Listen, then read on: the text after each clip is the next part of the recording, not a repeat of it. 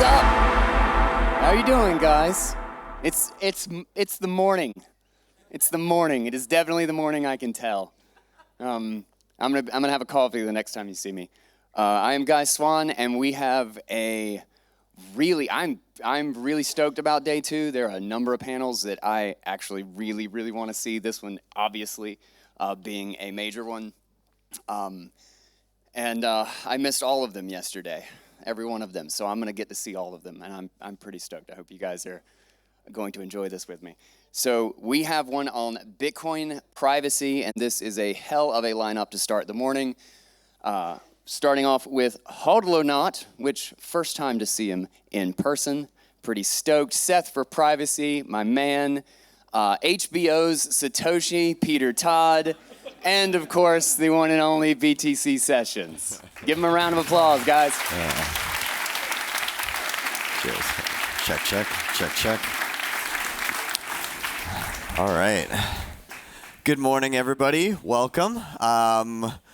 So we're going to be chatting a little bit about Bitcoin privacy here this morning, and our stacked panel here is going to probably come at it from very different perspectives. So we've got people that have experienced Bitcoin in very different ways up here in the realm of privacy, and so I think we can kind of try and cover the gamut. And if we have some additional time at the end, maybe keep some questions in mind. If we can't get to them, then please do come up to us afterwards and ask your question, or rather, ask the experts on the panel's questions.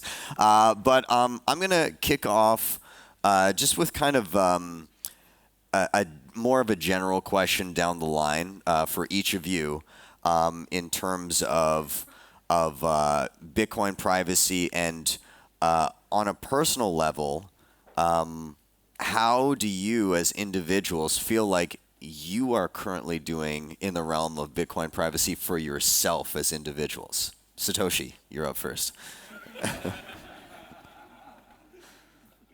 I mean, to be clear, I'm only HBO Satoshi, not the good one. Okay, fair. And next year we'll probably have CNBC Satoshi, NBC Satoshi. But yeah, I personally go and, I get paid in Bitcoin. I mean, all my income comes in through Bitcoin for the most part. Last time I had, a non-Bitcoin payment was literally years ago. And, so I get all this money coming in Bitcoin. And what I actually personally do, which I think is extremely effective, is to run it through Wasabi CoinJoin and then open Lightning channels with it. And, I've been using CoinJoin for a while. I'm actually the guy who came up with the term CoinJoin. Didn't invent it, but someone needed good marketing for it, so I did that part. And, just getting to the point now where this is kind of tech that just kind of works by default is pretty impressive. And, Lightning just inherently has fairly good privacy against a lot of adversaries. So I'm really happy to go see where that is, and it doesn't take that much effort to get good privacy these days. Seth. Yeah, I feel like it's gotten to be a much more difficult question this year with the crackdown on privacy that we've seen in the U.S. specifically within the Bitcoin space. So I felt like I did have a good handle on it before the Samurai wallet takedown and Wasabi shutting down their coordinator and Phoenix technically leaving the U.S., even though I don't know if that actually ever happened. But I think I'm starting to get a better grasp on it. Lightning, I think, is finally starting to fulfill some of the promises of being able to do self-custodial Lightning in a way that's not a big headache. And so embracing Lightning, I have tried Wasabi off and on. I've had a lot of back and forth and thoughts on them throughout the years. But I'm not sure I can lean fully into that, but really leaning into Lightning, especially now that we have Bolt 12 finally starting to pick up steam.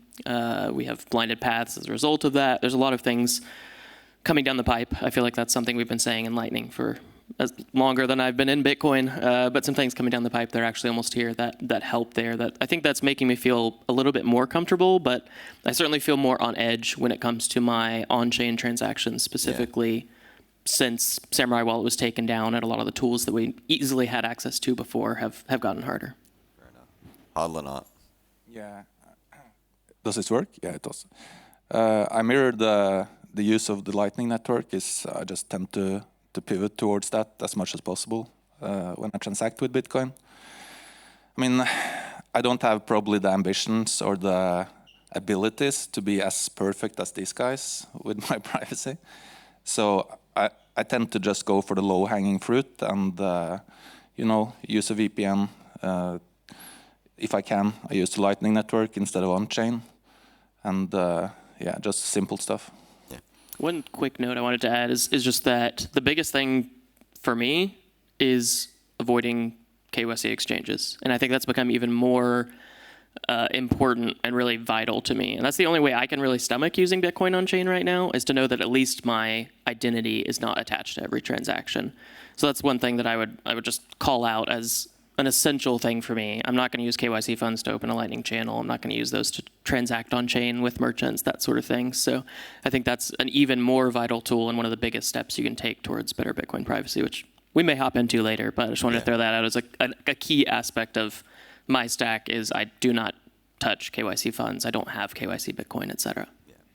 So maybe just to kind of get a read of the room, how many people in the room feel like they have a grasp of where to even start when it comes to Bitcoin privacy?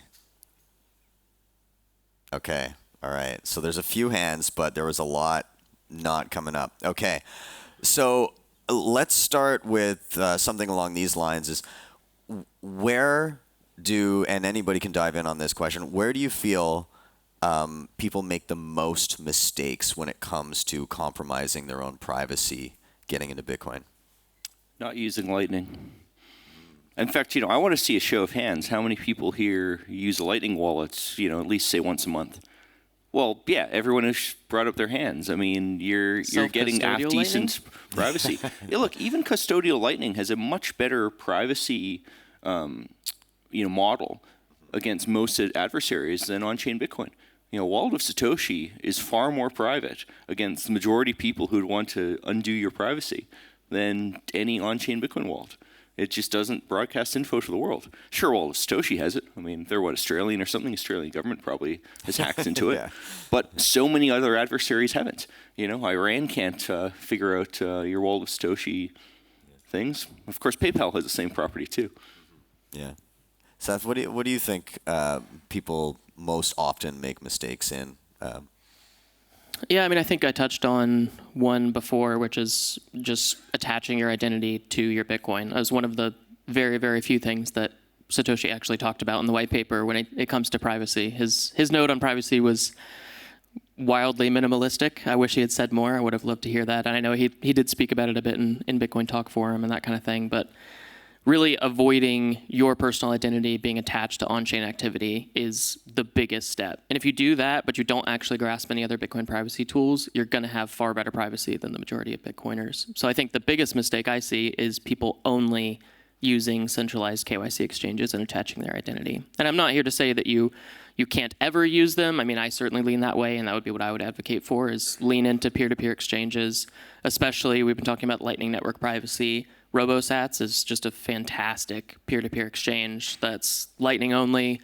It's easy to use once you get over the initial learning curve. It's definitely a little odd, but it gets to be really easy to use, and that's the way that I know myself and many other privacy advocates have started to lean into as the primary way to acquire Bitcoin without linking our identity to our activity on chain. And we also gain the secondary benefits of privacy within Lightning when you're actually using a self-custodial wallet. How many people here typically obtain Bitcoin through a fully ID'd, KYC'd exchange right now? I mean, it's a very common. Again, I'm not doing that to make you feel bad. How many people here have at least tried using a non-KYC method of obtaining Bitcoin? Not to dox you. Oh, that's promising as well. Okay, that's good. That's good. I want to stay on this. I want to ask Hodlonaut a question in a moment here, but just while we're on the topic of non-KYC exchanges, can we maybe just to arm some of the people here with, we mentioned RoboSats, but maybe we can bring up some of the other options, globally accessible or specifically European accessible, but do you guys have any that come to mind that you'd like to mention? I mean, I'll actually go push back on that statement a bit. You know, if you take Bitcoin from a KYC exchange and run it through CoinJoin or even put it into a Lightning wallet, the reality is tracing from the exchange where the money actually went becomes quite hard very quickly.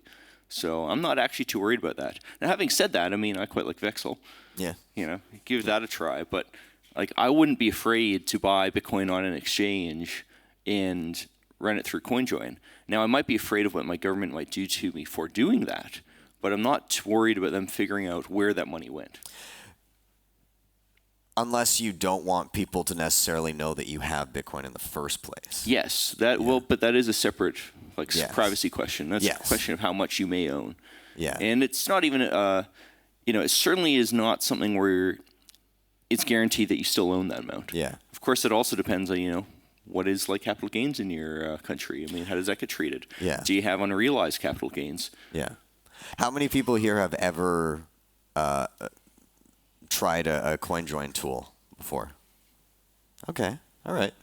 Nice. It's a good crowd. Yeah, it is a good crowd. Awesome. So for the people that haven't partaken in CoinJoin, Seth, can you quickly just touch on what a CoinJoin does and does not do? Yeah, absolutely. So, I mean, Peter touched on a good bit of it in that it doesn't erase the concept that you have purchased Bitcoin if you use a centralized KYC exchange. Obviously, the exchange knows that John Doe purchased 1 Bitcoin and then he withdrew it, and the exchange also knows that you used a CoinJoin tool.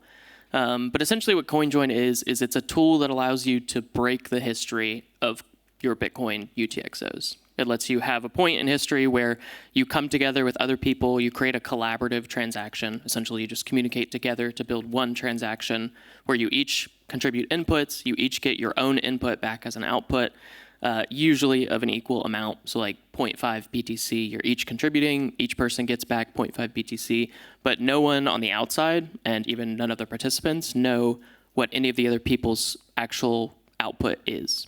So it just basically introduces a lack of clarity on where coins go, and that allows you to break the history of previous transactions, whether that was drawn from a KYC exchange or whether you got that peer-to-peer and you just want to make sure that the person you purchased it from can't see your future activity. It allows you to break that history and have essentially a clean slate from that point forward. You still have to be careful about privacy with what you do moving forward, but it just breaks the slate at that point. Yeah. I picture sitting around a table with a whole bunch of other people and you all throw a 20 euro note onto the table, shove them all around, and then grab another one out. Nobody really knows necessarily who got what note at the end of it. And when you typically on chain see where the notes go in that process, you break the link of who previously had the coins and where they currently are now. So, yeah. Hodlonaut, have you ever tinkered with CoinJoin yourself? I actually haven't, and I guess after my little history with this clown guy, I kind of it felt to me like I was more in the crosshairs from governments and stuff, and I was like more hesitant to use it just because I knew there was a lot of there were people looking for things to catch me on, so to say. So no, yeah. I haven't CoinJoined myself. Yeah. No. I'm going to stay with you for a second because again, you've had an absolute shitstorm the past few years, which you've now just kind of come out the other side of. You're all kind of in the clear now in terms of you no longer have to navigate legal battles and things like that. So that's done. So first off, I want to say I'm so happy that you came out of that and no longer have to deal with that. And also, Craig Wright is not Satoshi. So thank you. Clearly. But Craig Wright is still around, though. I mean, the moment that HBO documentary came out, he filed yet another lawsuit against us devs. Yes. Yeah. $1 trillion, right? Yeah. A lot of zeros, dollars. Yeah. But so I want to, Hodlonaut, I want to stay with you just momentarily on the issue of personal OPSEC in Bitcoin. And I mean, you were somebody who, from the get-go, you tried to keep yourself, you weren't a public face in terms of actually showing who you are, and you still ended up in a situation where somebody effectively hunted you down and found you. Are there things that you might, for those people that are looking to remain private, are there things that you would say to them of, hey, this is how you might want to navigate it, you know, better than perhaps, and I felt like you did pretty good, but unfortunately, there's some very driven individuals sometimes. Yeah, I think I did surprisingly well, according to my own expectations as well. I mean, they put a lot of effort into finding me, and they needed quite a bit of time to do it, more than I expected, to be honest. And I think the reason for that is a couple of things. I mean, I've been using VPNs. I think that's like just good practice. And I always had I never liked putting my personal details online. Like whenever I ordered shit, I would always like just use a fake name, or if possible, or mix up the addresses, or like I hated giving away information on myself just intuitively. It was always like that. So I think the internet is like pretty barren landscape to find information on me, because I was like kind of smart about it always, but I also never expected to have these guys trying to find me. So that's next level. So I guess I did well just from common sense. Interesting. And Peter, we were just talking right before this, and you said despite the you know, your newfound claim to fame, a lot of the journalists had a difficult time finding much information on you outside of Bitcoin. Is that right? Yeah, I mean, you know, and that really comes down to one simple thing. I didn't go talk about other aspects of my life. Yeah. Simple as that, you know, and if you don't do that, there's limits to what journalists can go find out. Now, having said that, I mean, governments have far more power than journalists do. Yeah. You know, the average governments can just look up all kinds of databases that no one can. And then private investigators tend to be somewhere in between, because some of them have legally gotten access to those kind of databases. Some countries have legal access to those kind of databases. You also get things like how, you know, as Hodlonaut was saying with, you know, ordering stuff online, often the addresses and names ends up in databases that are commercially available. And that depends on what country. You know, this is legal in the US and I believe Canada, whereas it's much less legal to do in the EU due to GDPR. But it varies. But honestly, a lot of privacy stuff really comes down to don't talk about it. Yeah. And, you know, don't leave the obvious trails. Yeah. How many people have had phishing emails because you've had a data leak or something where you've purchased like a hardware device, or yeah, it is getting worse. It is very interesting to get automated phishing emails. Yeah. You know, sent en masse with your actual name and actual address. Yeah. And you just know, obviously, that was just some website Yeah. that leaks their mailing address of like the last time you ordered an internet router or something. Yeah. And I actually use slightly different emails for every single website I sign up to anything. So for me, it's actually easy to go trace back, all right, well, which one leaked? And I can say for a fact, like a lot of big companies have leaked their entire mailing lists. Wow, that's horrifying. Just to kind of, I want to get into some specific tools here momentarily, but Seth, I'm going to ask you before we move on from like the personal OPSEC and we'll just say, you know, general personal tidiness when it comes to privacy. Do you have any quick tips or tricks for people that they should probably observe if they're trying to remain relatively private, just on a personal level? Yeah, I mean, I think the first step really is kind of to take a step back and decide who are you trying to protect your data from. Like, obviously, Hodlonaut ended up having a very advanced threat model, even though he may not have known that that was coming. And so it can be hard to do this planning, but I think for many people, the main goal is you just don't want a random person to be able to figure out where you live, your kids' names, where you work, your employment history, that sort of thing. And so there's varying levels to how advanced you need to be in the approaches you take to privacy.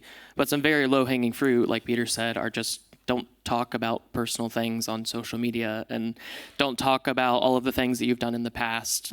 Ultimately, getting off social media is one of the best things that you can do for your personal privacy. There's very little benefit to social media, and that's being shown over and over again in research that's being done.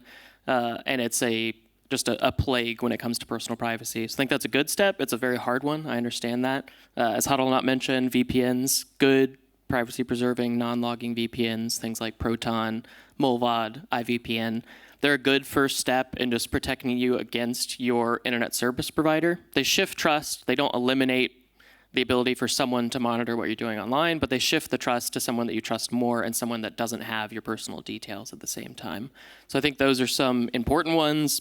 Using a better browser, getting off of Chrome, starting to use something like Brave browser or Firefox, LibreWolf, those are good steps. There's a very deep rabbit hole, but again, Browse first in you need to decide. incognito mode too. Like that's, just doing that is a big improvement over using the same session every time. Unfortunately, it usually has very, very little benefit in the real world, and there's actually been lawsuits against browsers because of their claims of incognito mode providing privacy. They're more helpful on a local level to make sure that your device isn't caching where you go, but you can do that same thing without going into incognito mode through various tools in Firefox, Brave. LibreWolf by default will delete your cache every time you close the browser, which can be a bit of a pain in the butt. So you might want to disable that if you want to have an easier life. But I think those are some of the ways you can get started, but you ultimately need to decide, who am I trying to protect what data from? And then start taking a journey bit by bit, step by step. Just want to add to what Seth was saying there about the social media and stuff, which I see a lot. That is, ego is the enemy of privacy. That people tend to sometimes just blurt out much more than necessary and like tell completely unnecessary stuff just because they feel like they're proud of it, or they want their place in the sun a little bit. So yeah, check your ego. That's very good for privacy. So I want to get a little bit into more specific tools in and around Bitcoin privacy. It was kind of a rough start to the year. It's been Bitcoin privacy has been through the gamut as of late, and not even just specifically Bitcoin privacy, but there's just a general attack on any sort of digital currency privacy, we'll say. We've seen developers arrested, charged.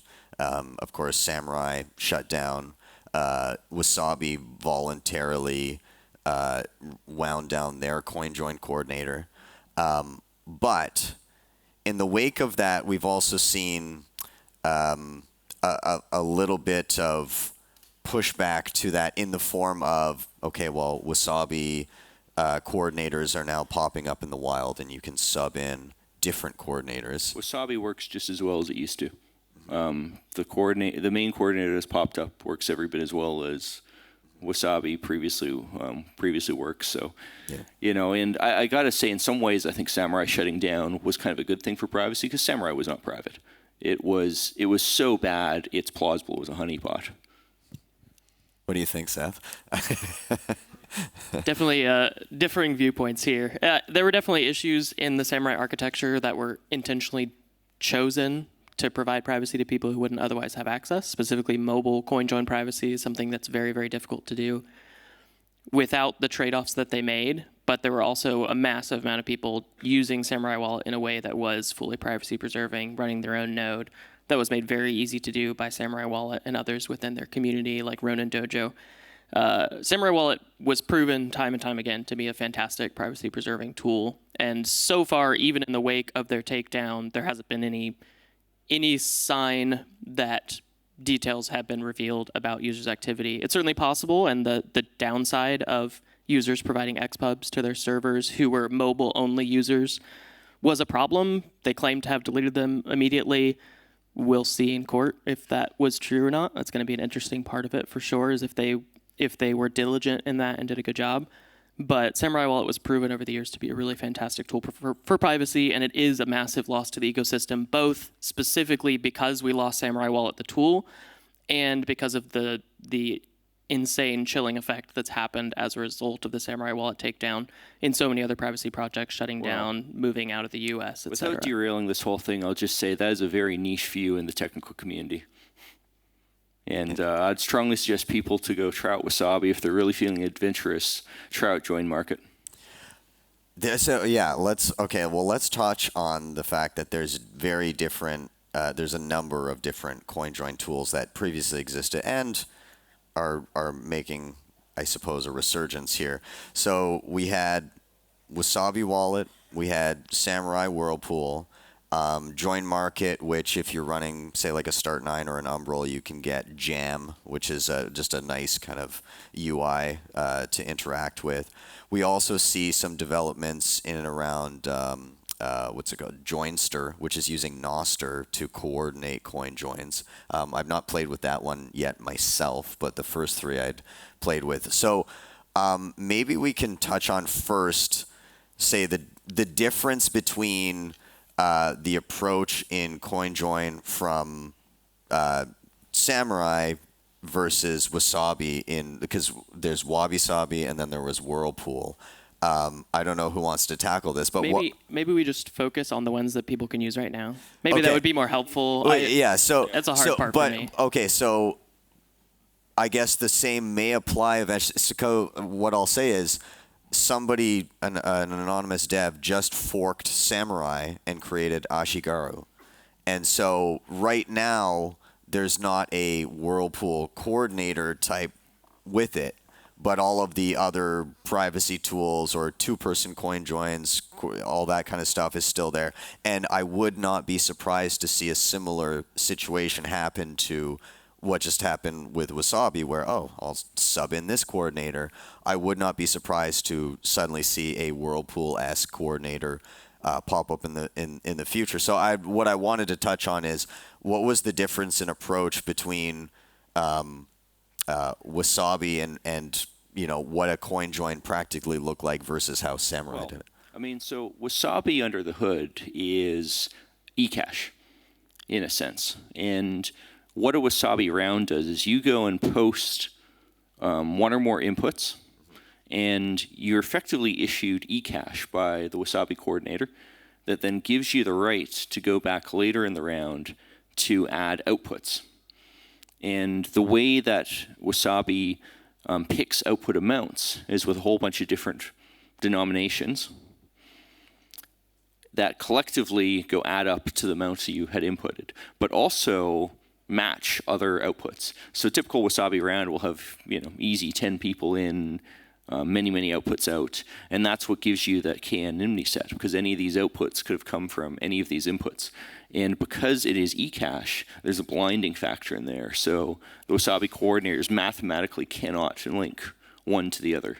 And on top of that, then you also go use Tor with different sessions, which, funny enough, was actually yet another privacy problem found in Samurai that people noticed it wasn't actually switching the Tor session between inputs and outputs. That actually ended up not being true. If you dig into the code, they had implemented it many years before. This gets back to, no one agrees with you in the tech community. So, but, this is kind of what Wasabi ended up working. Now, CoinJoin with Join Market is then the other big approach where you go and peer with...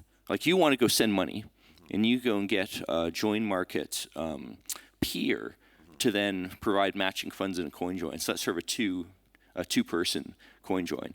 I want to send money. You want to make your coins more private. You pick the same amounts, and that it incrementally gets mixed over and over again.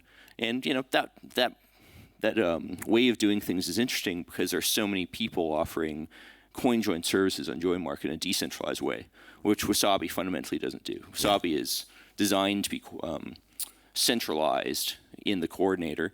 You can pick different coordinators, but each coordinator is self-centralized. Yeah. And it's just a design decision with different trade-offs. Yeah.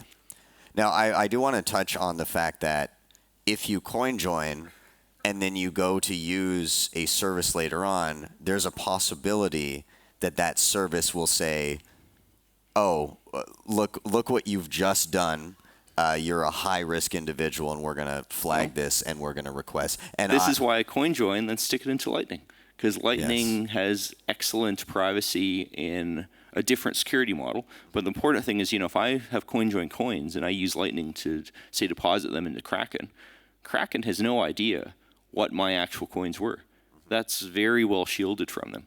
Now, Lightning, if you're moving really large amounts of money, Lightning has relatively high fees because Lightning fees are based on the amount, not the transaction size, not the number of bytes. But provided you're willing to go and pay that amount for whatever amount you're willing to go move, Lightning works very well at that. And what I really like about Lightning in this context is Lightning normalizes privacy. That's just how Lightning works. There is no other way to go use Lightning. Yeah. The protocol just has no ability to send coins where the source is known. Seth, you were talking about you were seeing some things kind of coming to fruition on Lightning that you were happy about. That it's you're seeing some of the promises of more private Lightning transactions. What is looking attractive to you in that realm right now? Yeah, I mean, the biggest thing right now is what is really ultimately a user experience improvement that also brings really strong privacy, and that's Bolt 12. One of the biggest problems in Lightning is generally we kind of oversimplify when we talk about Lightning and we say it just has good privacy, but that's generally only true for the sender today. If you're running your own node and you're receiving funds, generally you're revealing both your node and the channel that you're wanting to receive funds through, and ultimately then the UTXO that you used, or UTXOs that you used to open that channel, to the person who's sending you funds. Because in order for them to route funds to you, they need to know where those funds are going to go.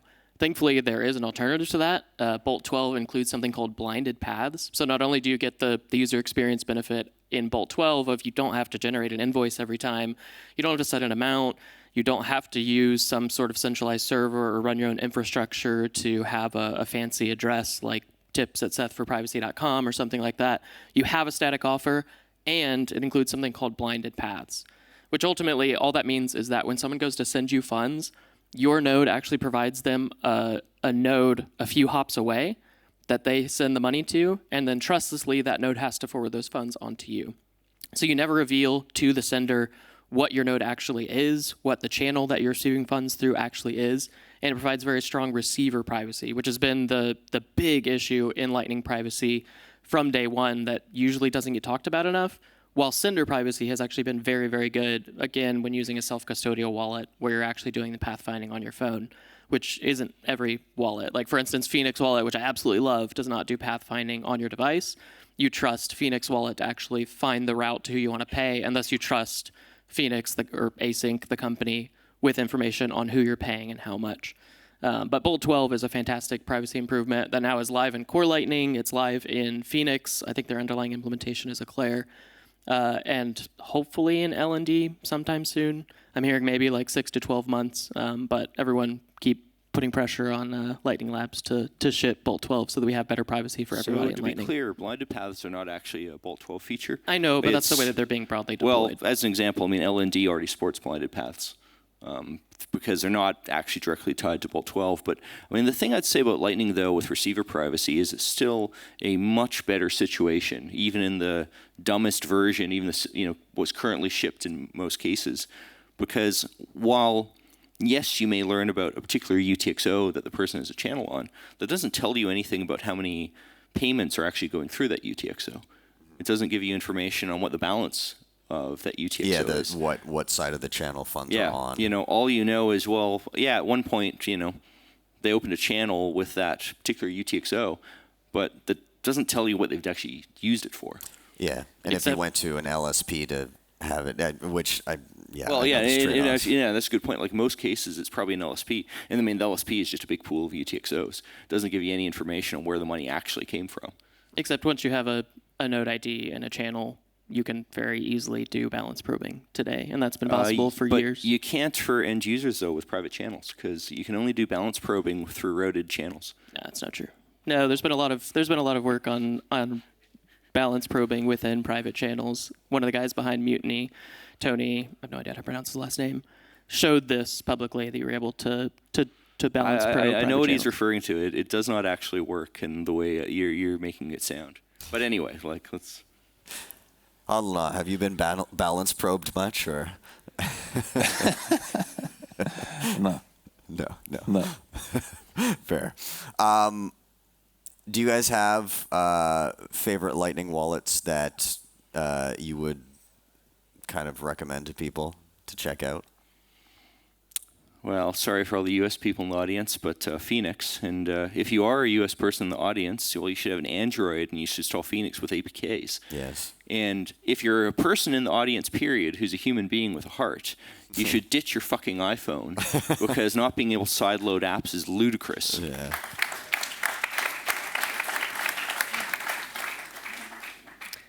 Yeah, I think the two main ones that I would recommend. Phoenix is the simplest to use today, has pretty good privacy, good receiver privacy. Sending privacy has the trade-off of you're trusting Phoenix to route your payment so they know where you're sending funds to. That privacy trade-off will become less and less as blinded paths become more broadly used, because then even Phoenix won't know where funds are going. But it's fantastic to use. They have Bolt 12 support today. It's really, really simple. So that's definitely the starter wallet that I would recommend. Once you want to get a little bit more advanced, I really like Zeus, which is another fantastic open source project. You can either use it kind of in the Phoenix style of Node on a phone, but it's going to be more private than Phoenix, if a little bit more difficult to use, or you can use it as essentially like a remote control for your Lightning node. Yeah. So let's say you have a Start 9 or something, you're running LND or Core Lightning on there. You can use Zeus as your wallet, and it will connect back to your Lightning node that's running at home, running on running on a server, wherever it's running. You can connect back to it and actually use Zeus as your wallet, get all the benefits that Zeus provides while using your own node that's running somewhere else. So those are the kind of, I would like start with Phoenix if you're new to self-custodial Lightning, and then I would try out Zeus. Try to get used to it. They run their own LSP just like Phoenix to make things easy with like getting inbound liquidity, that sort of thing. It's a really fantastic tool. Yeah. Yeah, I also love Zeus. Big fan of that project. That's what I use myself. But I mean, for recommendations, as we touched on earlier, I mean, just using Lightning Network is good.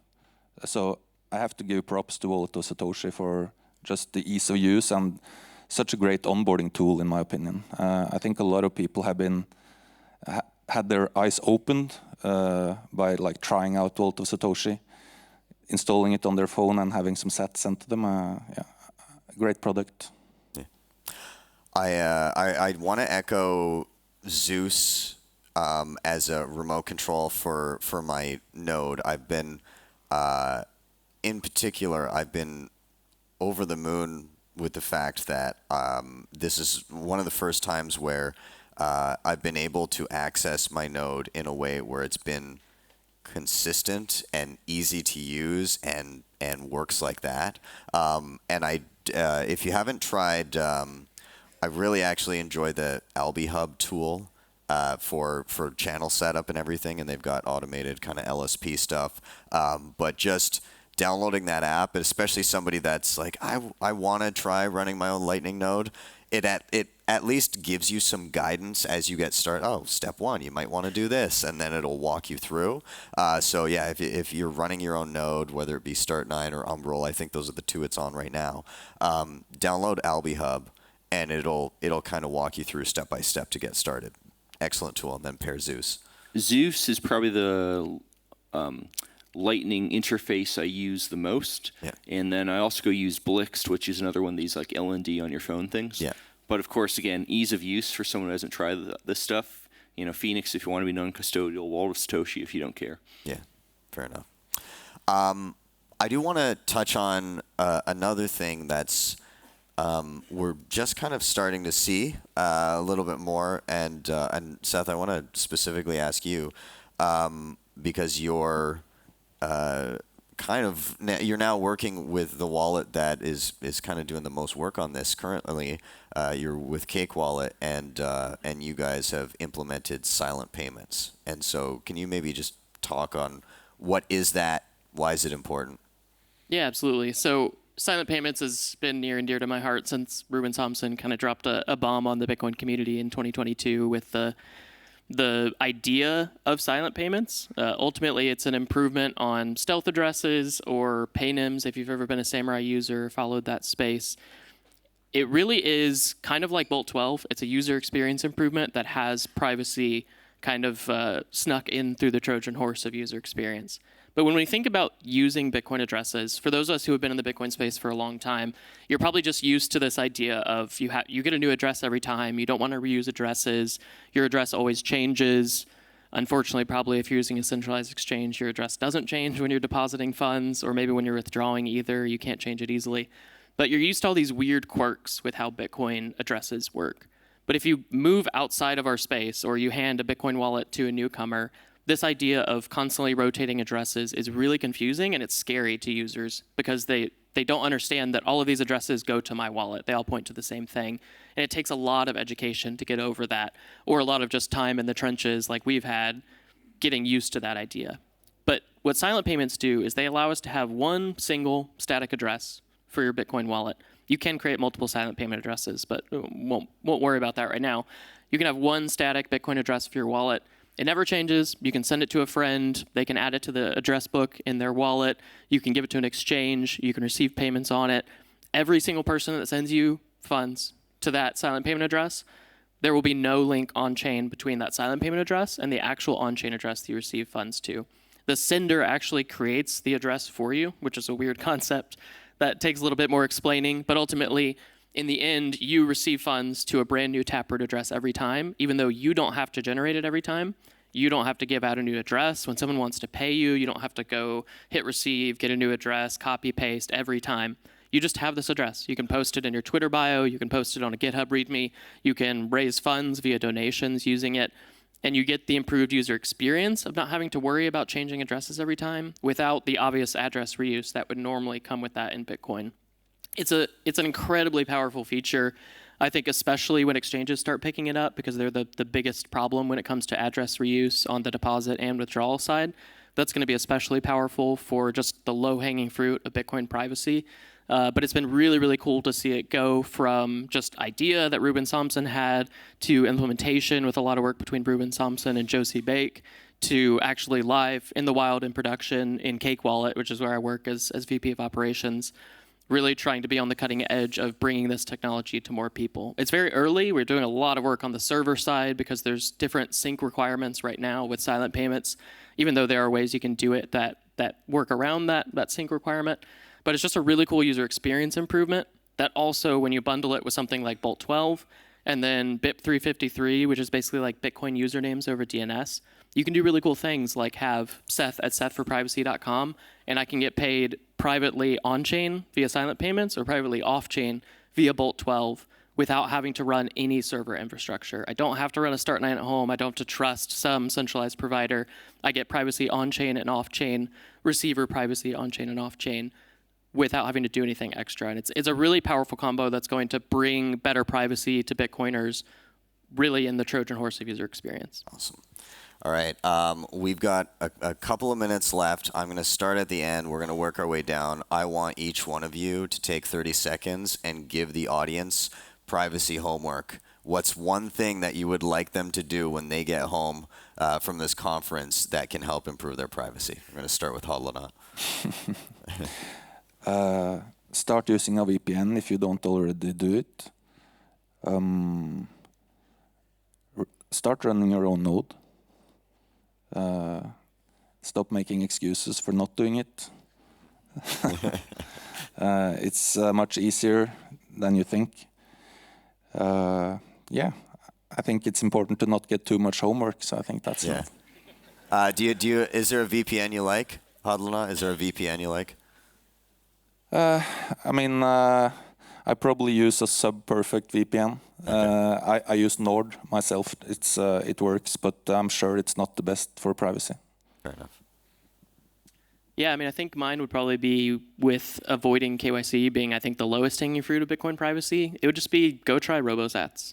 You can do it on a desktop in Tor browser. You can do it on Android via the app that they have, which basically runs within its own Tor browser. It may seem a little daunting at first, but I know you have a guide on using RoboSats, right, Yeah. Ben? Yeah. So you can go watch Ben's video.